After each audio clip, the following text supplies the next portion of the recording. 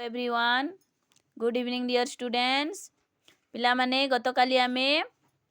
इंग्राजी रो जो प्रश्न पत्रटा गत वर्ष पड़ी थिला ओएबी एंट्रांस टेस्ट रे से प्रश्न पत्र डिस्कशन करिथिला हाँ कि नहीं हाँ तो आज आमे कौन करवा आज आमे विज्ञान रो जो प्रश्न थिला अधा करिथिला आज आमे विज्ञान चैप्टर रु जेतोटी प्रश्न आसी थाए से प्रश्न गुडा को आज डिस्कशन करिबा तो पिला माने भल ध्यान करी देख जो पिला माने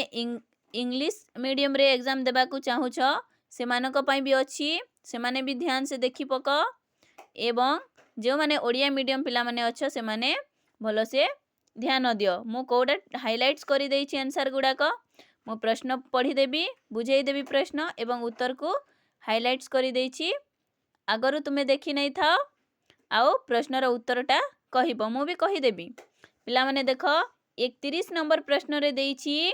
जल प्रदूषण पाई निम्नलिखित मध्यरु केउटी एक प्राथमिक कारण अटे ता माने हेला कोन पाई जल प्रदूषण होई थाए मानवर कार्यकलाप पाई आम जलटा प्रदूषण होई थाए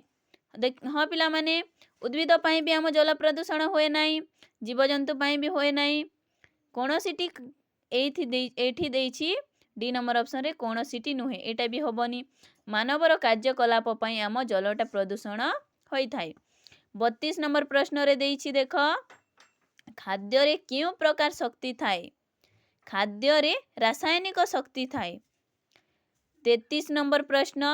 निम्नस्थ मध्यरु केउटी सकल शक्तिर आधार निम्नस्थ मध्यरु सूर्य एक सकल शक्तिर आधार 34 नंबर प्रश्न पद्म फूलर क्यों अंश वायुमंडल वायु ग्रहण करे पत्रर स्तोम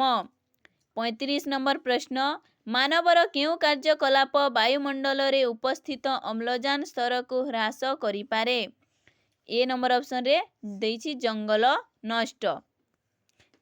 नेक्स्ट क्वेश्चन को जिबा 36 नंबर क्वेश्चन देखो एठी देइछि प्रबल वर्षा और पवन हेतु माटीर उपरी भागर उर्वरता क्षय को कौन कुहा जाए माटी जो क्षय हेई थाए पिला माने ताकू कौन कुहा जाए मृत्तिका क्षय कुहा जाए मु हाइलाइट्स करी देइछि देख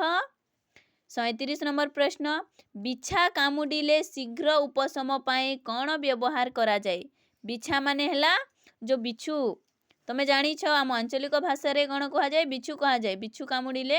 माने एठी देइछि साहित्यिक भाषा रे बिछा बिछा कुहा जाए बिछा कामुडिले तार माने उपशम पाई चून पानी दिया जाए 38 नंबर प्रश्न ओट निज शरीरर केउटी अधिक पानी जमा करी रखी पारे को जगह रे अधिक पानी जमा करी रखी पारे पाकस्थली पाखरे थिबा थली 39 नंबर प्रश्न क्यों प्राणी तार चारोटी जाक गोड़ को हाथ परी व्यवहार करी पारे क्यों प्राणी पिला माने कहिल मांकड़ हाँ मांकड़ केमिति डेई थाए तार दुई हाथ आउ दुई गोड़ को तले करिकी चली थाए माने डेई भी थाए हाँ कि नहीं 40 नंबर प्रश्न क्यों गैस को उद्भिद गैसीय अवस्था रे व्यवहार करि पारे नाही क्यों गैस को उद्भिद गैसीय अवस्था रे व्यवहार करि पारे नाही जबक्षार जान को गैसीय अवस्था रे व्यवहार करि पारे नाही नेक्स्ट क्वेश्चन को जिबा पिला माने 41 नंबर प्रश्न कौन कहूची निम्नलिखित क्यों कार्य पाई अंगारकाम्ल गैस को व्यवहार करा जाए नाही आमे को काम पाई अंगारकाम्ल गैस को व्यवहार करू नाही डी नंबर ऑप्शन रे देइछि पानी विशुद्ध करिबारे आमे अंगारकाम्ल गैस को व्यवहार करू नाही 42 नंबर प्रश्न साइके रो उद्भावक किए पिला माने मैकमिलन साइके रो उद्भावक हेउछंती मैकमिलन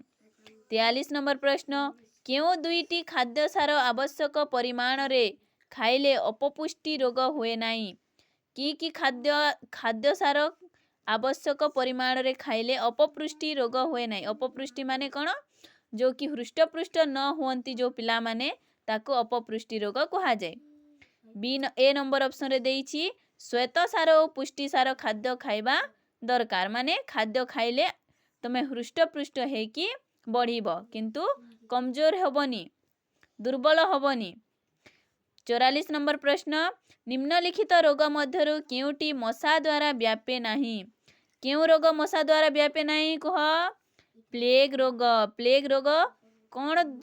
कहा द्वारा व्यापी थाए पिला माने? प्लेग रोगटा एतिकी जानी था, प्लेग रोग मूषा द्वारा व्यापी थाए, मशा द्वारा नहीं, मूषा द्वारा व्यापी थाए। निम्नोक्त आवर्जना मध्यरु केउटी माटीरे सहजरे मिसी जाए? कौन माटीरे सहजरे मिसी जाए? कागज बैग। आउ गोटे प्रश्न देख पिला माने, एमिति भी प्रश्न आसी पारे, मलेरिया रोग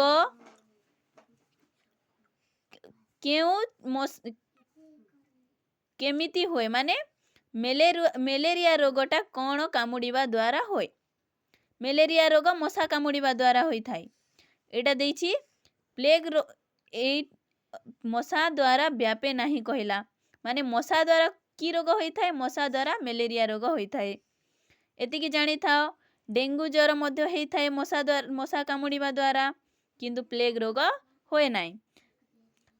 एतिकी थिला तुमर विज्ञान रो प्रश्न पत्र। आउ नेक्स्ट आमे सोशल साइंस जोटा रही थाए सामाजिक विज्ञान, नेक्स्ट वीडियो रे आमे सामाजिक विज्ञान रो प्रश्न वीडियो आनिकी आसीबा। धन्यवाद पिला माने, सब्सक्राइब करने को भूलिब नाही चैनल को।